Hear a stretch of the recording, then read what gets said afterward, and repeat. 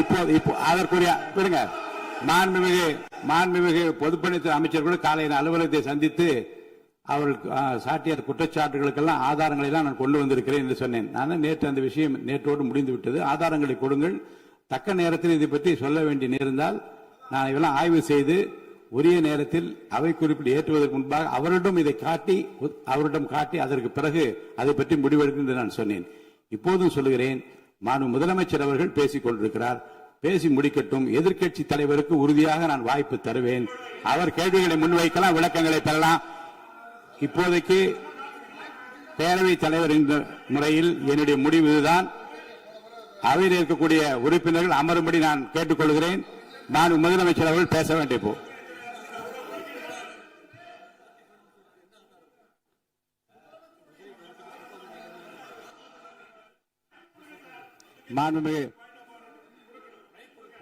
மாண்புமிகு இருங்க. அதை முன்னவர் முடிக்கட்டும்.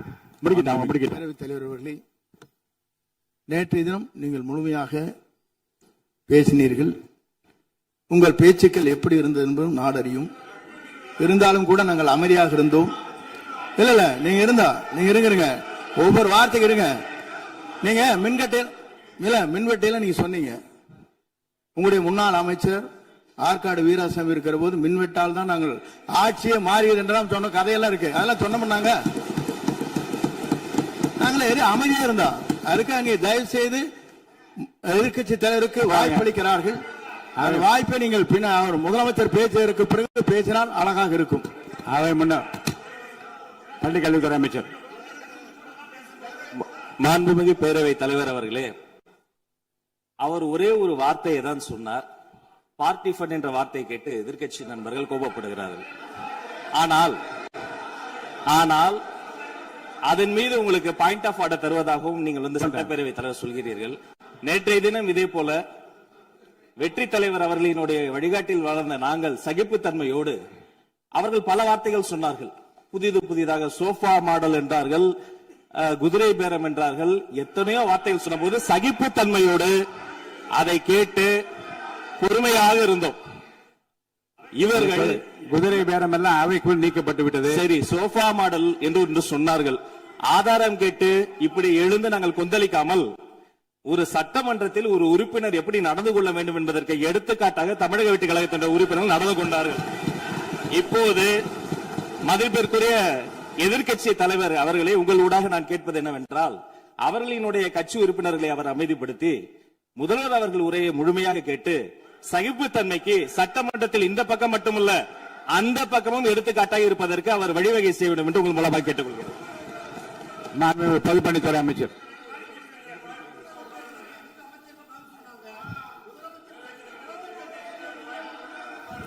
மாண்புமிகு பேரவைத் தலைவர் அவர்களே, திராவிட முன்னேற்ற கழகம் முதல் நாளில் இந்த சபையுடைய மரபையும் பாரம்பரியத்தை பற்றியும் நமக்கு வகுப்படுத்தார்கள். அந்த மரபுப்படி எங்களுடைய தலைவருடைய வழியில் இந்த சட்டசபையுடைய நிகழ்வுகளில் நாங்கள் கலந்து கொண்டிருக்கிறோம். நேற்றைய எதிர்க்கட்சி தலைவர் பேசும்பொழுது எவ்வளவோ வார்த்தைகள் உண்மைக்கு புறம்பாக சட்டத்திற்கு எதிராக ஒரே நிமிஷம் பேசுறேன். சட்டத்திற்காக பேசும் பொழுது நாங்கள் அமைதியாக இருந்தோம். ஒரு 2-3 முறை தான் வந்து அவரு பேசும்போது மினிஸ்டர்கள் நின்னாங்க. ஆனா இன்னைக்கு மாண்புமிகு முதலமைச்சருடைய முதல் உரை, கடந்த 4 நாட்களாக திராவிட முன்னேற்ற கழகம் முதலமைச்சர் ஏன் பேசலன்னு சொல்லிட்டே இருந்தாங்க. இன்னைக்கு பேச ஆரம்பிச்ச உடனே அவர் சொன்ன வார்த்தை பார்ட்டி ஃபண்ட் சொன்னார். எந்த பார்ட்டின்னு சொல்ல. ஆனா அந்த வார்த்தைகள் சொல்லி முடிஞ்ச உடனே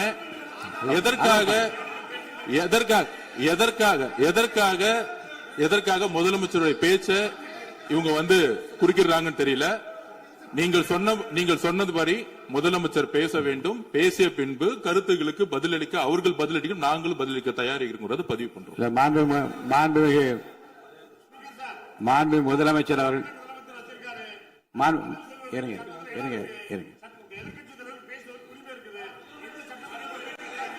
உட்காருங்க. மாண்புமிகு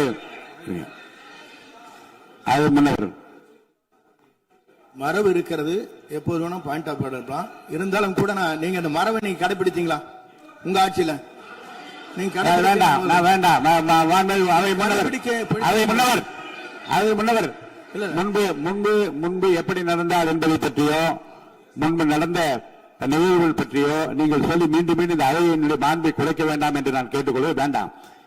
இப்போது உள்ள பிரச்சனை மாண்பு முதலமைச்சர் அவர்கள் தன்னுடைய பேச்சை உறுதி செய்து முடிக்க வேண்டும். அவர் முடித்த பிறகு எதிர்க்கட்சி தலைவருக்கு நான் நிச்சயமாக வாய்ப்பு தருவேன். அவர் கேள்வி கணக்குகளை தொடுக்கலாம், சந்தேகங்களை கேட்கலாம், விளக்கம் தருவதற்கு மாண்பு முதலமைச்சர் அவர்கள் தயாராக இருக்கின்ற அமைதியாக என்னை அமரும்படி நான் கேட்டுக்கொள்கிறேன். இப்ப நான் அனுமதிக்க முடியாது. மாண்பு முதலமைச்சர் உரையை தொடரலாம்.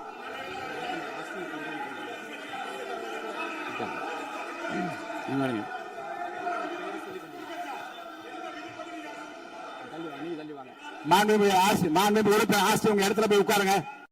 மாண்புமிகு உறுப்பினர் ஆஸ்டின், நீங்க ஒரு மூத்த உறுப்பினர், சபை விதிகளை நன்கு தெரிந்த ஒரு உறுப்பினர், நீங்க போய் இடத்துல உட்காருங்க. முதல்ல மாண்புமிகு முதலமைச்சர் அவர்கள் உரையை தொடரலாம். இப்போது எந்த விதமான பாயிண்ட் ஆஃப் ஆர்டர்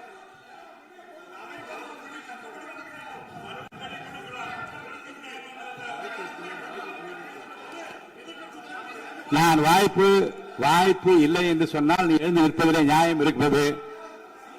உட்காருங்க. வாய்ப்பு உறுதியாக எதிர்க்கட்சி தலைவருக்கு பாயிண்ட் ஆஃப் ஆர்டர் மட்டுமல்ல, உட்கார்ந்து அவர் பேசிய பேச்சுக்களை என்னென்ன இருங்க என்ன என்ன என்ன என்ன என்ன உங்களுக்கு சந்தேகம் இருக்கிறதோ, வினாக்கள் இருக்கிறதோ அதை நீங்க கேட்கலாம். அவர் பதில் சொல்வதற்கு தயாராக இருக்கிறார். பேசி முடிக்கின்ற வரை அமைதி காக்கும்படி உங்களை நான் கேட்டுக்கொள்கிறேன். மாண்புமிகு எதிர்க்கட்சி தலைவர் முழு ஒத்துழைப்பை நீங்கள் தர வேண்டும் என்று நான் எதிர்பார்க்கிறேன்.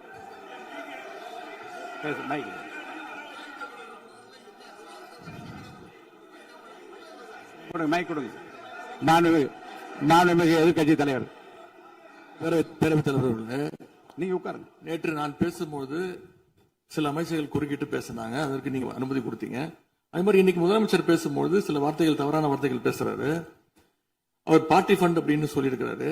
அவர் அமைச்சர் அந்த பார்ட்டி ஃபண்ட் எந்த பார்ட்டின்னு கூட சொல்ல தைரியம் இருந்தா சொல்லுங்க, நாங்க அதெல்லாம் ஃபேஸ் பண்ண தயாரா இருக்கோம். எதையும் ஆதாரத்தோடு எதையும் பேசுங்க. நீங்க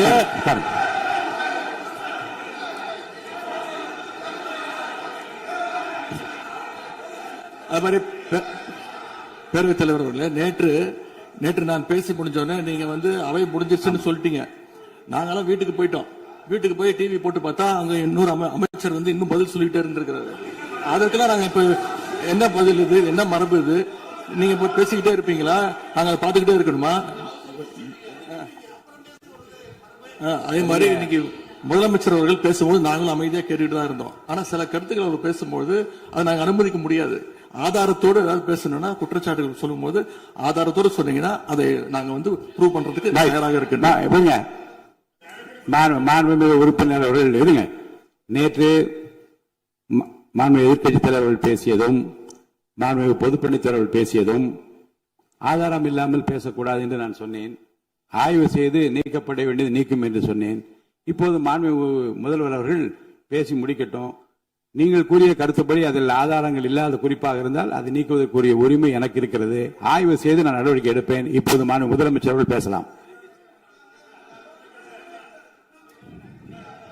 இந்த டாஸ்மாக் மாதிரியே பல டிபார்ட்மெண்ட்லயும், மறுபடியும் சொல்றேன், கட்சி நிதின்ற பேர்ல அடிச்ச கொள்ளைய ஒன்னா கவர்மெண்டோட கஜானாக்குள்ளேயே கொண்டு சேர்த்துக்கிட்டே இருக்கிறாங்க.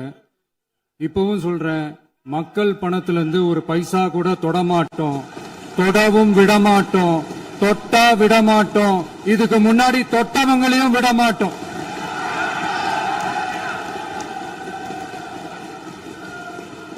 ஒவ்வொரு ஊழலா வெளியில வரும் போலே, ஒவ்வொரு வேஷமா கலைஞ்சிரும் போல இங்க இருக்கிற நிறைய பேரு நடுங்கி போய் இதுல நம்ம மேல அவதூறு வேற. இப்ப புதுசா ஒரு வெப்பன் ஒண்ணு கொண்டு வந்திருக்காங்க. அது என்ன தெரியுமா? அவங்க தயவால தான் நம்ம ஆட்சி நடக்குதாம். மக்கள் தயவால இந்த ஆட்சி நடந்துகிட்டு இருக்கு. மனசாட்சி உள்ள சக்திகளோட ஆதரவால இந்த ஆட்சி நடந்துகிட்டு இருக்கு. நாங்க தான் அனுப்பி வச்சோம் அப்படின்றாங்களே. அனுப்பி வச்சவங்களுக்கு மினிஸ்ட்ரியில இடம் கொடுத்தா ஏன் கதறீங்க? ஏன் இவ்வளவு கோபம்? ஏன் இவ்வளவு கதறல்ஸ்? இதுல இன்னொரு முக்கியமான விஷயம், மார்க்சிஸ்ட் கம்யூனிஸ்ட் கட்சி நமக்கு ஆதரவு கொடுத்தது சுயேட்சையா எடுத்த முடிவுன்னு சொல்றாங்க. அதே மாதிரி இந்திய கம்யூனிஸ்ட் கட்சி நமக்கு ஆதரவு கொடுத்தது சுயேட்சையா எடுத்த முடிவுன்னு சொல்றாங்க. இதுல எங்க இருந்து நாங்க தான் அனுப்பி வச்சோம்னா புரியலையே. மக்களுக்கு நல்லா புரியும், எல்லாத்தையும் தெளிவா பார்த்துக்கிட்டு இருக்கிறாங்க.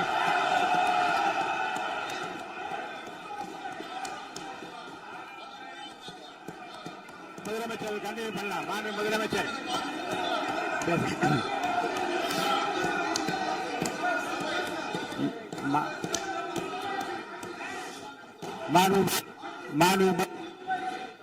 மாண்பு முதலமைச்சர் கண்டினியூ பண்ணலாம். நீ கண்டினியூ பண்ணலாம்.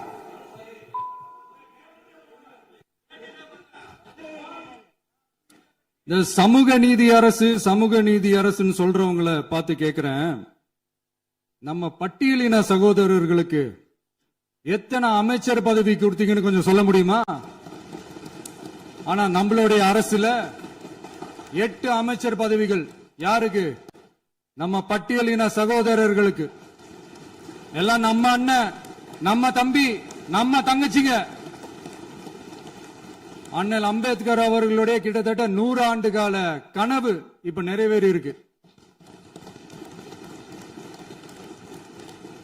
நான் ஏன் கொஞ்சம் சவுண்டா பேசுறேன் அப்படின்னா அவங்களுக்கு கேட்கணும்ன்றதுக்காக தப்பா எடுத்துக்காது. அதே மாதிரி பெண்களோட பாதுகாவலர் நாங்க தான் அப்படின்னு சொல்லிக்கிறவங்களை கேட்கிறேன், எத்தனை பெண்களுக்கு அமைச்சர் பதவியில இடம் கொடுத்தீங்க கொஞ்சம் சொல்ல முடியுமா? எங்க அரசுல 4 சகோதரிகளுக்கு அமைச்சர் பதவி கொடுத்திருக்கிறோம்.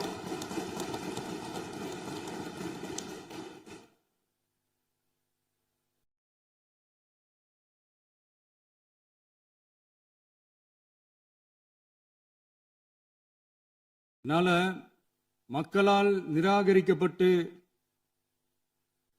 மக்களால் அகற்றப்பட்டவங்களுக்கு ஒண்ணு சொல்லிக்கிறோம், தப்பே செய்ய மாட்டோம், ஊழலே செய்ய மாட்டோம், நேர்மையா தான் இருப்போம், நியாயமா தான் இருப்போம் அப்படின்னு சொல்றவங்களால மட்டும்தான் கூட்டணி ஆட்சி அமைக்க முன்வரும். ஆட்சியிலையும் பங்கு, அதிகாரத்திலையும் பங்கு கொடுக்க முன்வரும். ஊழல்லையே ஊறி போனவங்களால இந்த கூட்டணி ஆட்சியோ ஆட்சியிலையும் பங்கு அதிகாரத்திலையும் பங்கு கொடுக்க முன்வராது. மெஜாரிட்டி இருந்தாலும் தரமாட்டாங்க, மெஜாரிட்டி இல்லனாலும் தரமாட்டாங்க. கேட்டா ரெடிமேடா ஒரு பதில் ஒண்ணு வச்சிருப்பாங்க, கூட்டணி ஆட்சியை மக்கள் விரும்ப மாட்டாங்கன்னு. அதே மக்கள் தான் இப்ப அவங்கள பார்த்து சிரிக்கிறாங்க. நான் பதவி ஏத்த அன்னைக்கு கொஞ்சம் டைம் அவகாசம் கேட்டேன்.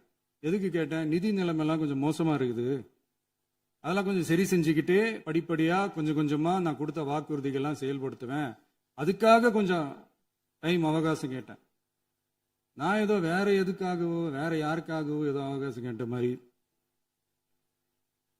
அடுத்து இங்க சபையில இல்லாதவங்களை பத்தி பேச வேண்டாம்னு நினைக்கிறேன்.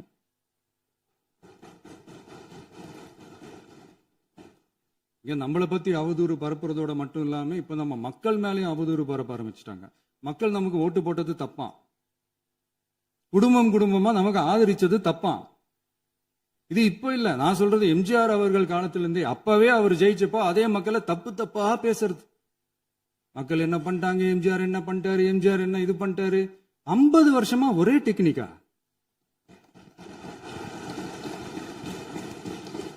டெக்னாலஜி எல்லாம் மாறி வேற எங்கேயோ போயிட்டு இருக்கு பஸ். இதுல கொஞ்சம் டெக்னிக்காச்சும் கொஞ்சம் மாத்தினா கொஞ்சம் நல்லா இருக்கும். அதனால மக்களுக்கு யூஸ்ஃபுல்லா இருக்கிற மாதிரி இந்த ஆக்கப்பூர்வமான கருத்துக்களோ ஆக்கப்பூர்வமான யோசனைகளோ இருந்தா சொல்லுங்க, அதை நாங்க டெஃபரெண்டா எடுத்துக்கிறோம். ஆனா அதை விட்டுட்டு இந்த நக்கல், நையாண்டி, சம்பந்தம் இல்லாத பேச்சு இதெல்லாம் பேசிட்டு அப்புறம் முதல்வர் பதில் சொல்லல, முதல்வருக்கு பதில் சொல்ல தெரியல அப்படின்னா அப்புறம் என்ன சோஃபா மாடல் ஆட்சியா?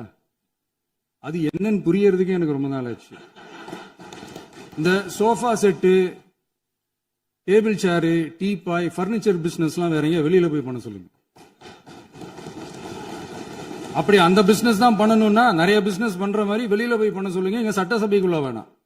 அதனால ஆக்கப்பூர்வமான கருத்துக்கள் இருந்தா சொல்லுங்க. டெஃபினட்டா அது சரியா இருந்தா நாங்க ஏத்துக்கிறோம். எனக்கு ஒரு குட்டி கதை ஒண்ணு ஞாபகம் வருது, சொல்லாமா? ஒரு ஊர்ல ஒரு பெரியவர் வெயில் ரொம்ப ஜாஸ்தியா இருக்குன்னு சொல்லிட்டு கண்ணுக்கு மேல கை வச்சுக்கிட்டு இப்படி சுத்தி முத்தி தேடிக்கிட்டு இருந்தாராம். அப்ப கூட இருந்த ஒரு சின்ன பையன், என்ன தேடுறீங்க அப்படின்னு கேட்டானா. அதுக்கு அந்த பெரியவர் சொன்னாரா, அது ஒண்ணு இல்ல தம்பி, உங்க அப்பா இங்கதான் இருப்பாருன்னு சொன்னாங்க, அதான் தேடிக்கிட்டு இருக்கேன். எங்க உங்க அப்பாவையா காணோம்?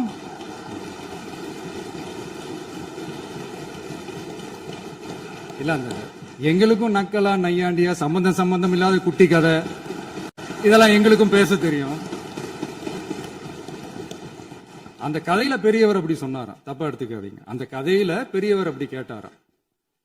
அதனால யாரும் இங்க டென்ஷன் ஆக வேணாம். அதனால இன்னொரு இந்த என்னுடைய உரையை முடிக்கிறதுக்கு முன்னாடி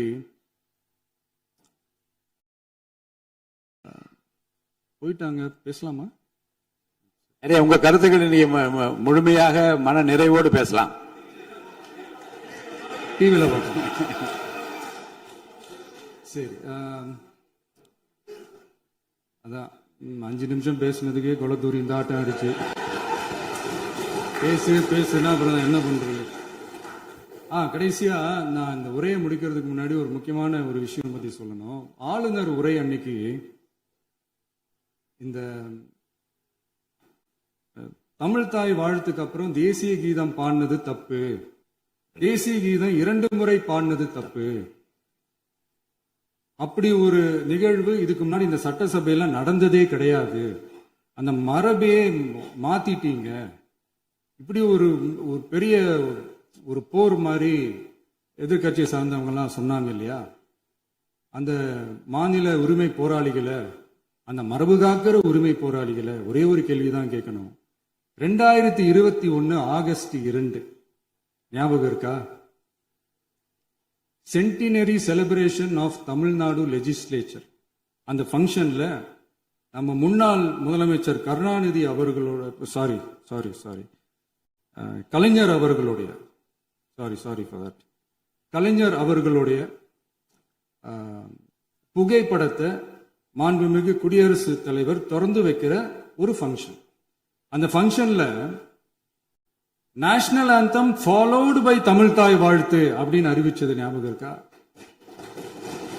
அதாவது தேசிய கீதத்துக்கு அப்புறமா 2வது முறையா, நோட் திஸ் பாயிண்ட் மாண்புமிகு பேரவைத் தலைவர் அவர்களே, பிளீஸ் நோட் திஸ் பாயிண்ட். தேசிய கீதத்துக்கு அப்புறம் 2வது முறையாக தமிழ் தாய் வாழ்த்து பாடப்படும் அப்படின்னு சொன்னது ஞாபகம் இருக்கா? அதுவும் முத்தமிழ் அறிஞர் அப்படின்னு சொல்ற நம்ம கலைஞர் அவர்களுடைய அந்த புகைப்படம் வெளியிட்டு விழாவில் அவர் இருந்த இதே சபையில தமிழ 2வது இடத்துக்கு தள்ளினது யாருன்னு ஞாபகம் இருக்கா? அது மட்டும் இல்ல, அந்த தேசிய கீதத்தை நாட்டுப்பண் நேஷனல் ஆந்தம்னு சொல்லி அதே ஃபங்க்ஷன்ல கடைசியா ஃபங்க்ஷன் முடியும் போது செகண்ட் டைம் தேசிய கீதம் பாடினதும் ஞாபகம் இருக்கா? இதே அவையில் தான், அது அவை குறிப்பிலும் இருக்கிறது, இதே அவையில் தான் நடைபெற்றது. இந்த தக்க நேரத்தில் இந்த ஆதாரங்களை அளித்த மாண்பு முதல் அவர்களுக்கு நன்றியை தெரிவித்துக் கொள்கிறேன். டவுட் இருந்தா இந்த புக்கை பார்த்து தெரிஞ்சுக்கலாம். அதனால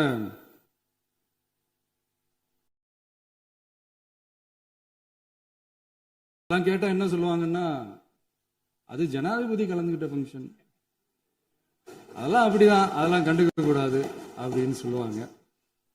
இதே மாதிரிதான் பேசுறது ஒண்ணு, செய்யறது ஒண்ணு, பேசுறது ஒண்ணு. இதெல்லாம் மக்கள் பார்த்துக்கிட்டு இருக்காங்க. எலெக்ஷனுக்கு முன்னாடி தான் அப்படி செஞ்சுக்கிட்டு இருந்தாங்க, இப்ப எலெக்ஷனுக்கு அப்புறம் அதே தான் செய்யறாங்க.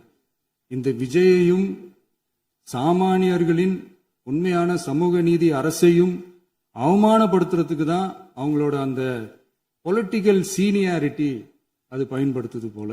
சரி, செய்யட்டும், நல்லா செய்யட்டும். இப்போ ஆனாலும் நம்மளுடைய மாநில உரிமை, மொழி உரிமை, உத்தமபுத்திரர் போல வேஷம் போடுற எதிர்க்கட்சிக்கு ஒன்றை மட்டும் ஆணித்தரமாக சொல்றோம். உங்களை மாதிரி தமிழ்னு சொல்லிக்கிட்டு, மொழி, பண்பாடு, கலாச்சாரம்னு சொல்லிக்கிட்டு ரெட்டை வேஷம் போடுறவங்க நாங்க கிடையாது. உலகெங்கும் வாழும் என் தமிழ் சொந்தங்களுக்கு நம்முடைய உத்தரவாதம் தமிழ் தான் எங்க உயிர் நாடி அப்படின்றத மறக்க மாட்டோம். இப்பவும் சொல்றோம், மாநில உரிமையில எப்பவும் உறுதியா இருப்போம். அதே சமயத்துல அரசியல் வேற, ஒன்றிய மாநில அரசுகளுக்கு இடையே இருக்கிற நிர்வாக அணுகுமுறை வேற. இதுல நாங்க ரொம்ப தெளிவா இருக்கிறோம். அதனால எங்களுக்கு பாடம் எடுக்கிறதா நினைச்சுக்கிட்டு உங்க வேஷத்தை நீங்களே கொஞ்சம் கொஞ்சமா கலைச்சுக்கிட்டே வர்றீங்க, மறந்துடாதீங்க. அப்புறம் நேத்து எதிர்கட்சி தலைவர், மாண்புமிகு எதிர்கட்சி தலைவர் பேசும்போது நிறைய பேசினாங்க. அதுல ஒண்ணு மட்டும் அரசு சொல்றதா நினைச்சுக்கிட்டு நம்மளை இன்டைரக்டா ஈவில் அப்படின்ற அந்த வார்த்தையை யூஸ் பண்ணாங்க. எனக்கு ஒண்ணுதான் சொல்லணும்னு தோணுது. ஈவில்ஸ்னு டெவில்ஸ் பேசக்கூடாது.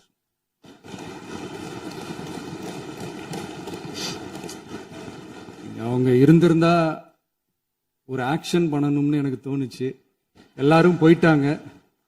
இல்ல, பர்மிஷன் பண்ணலாமா? இப்பவும் பண்ணலாம், ஒண்ணும் தப்பு இல்ல.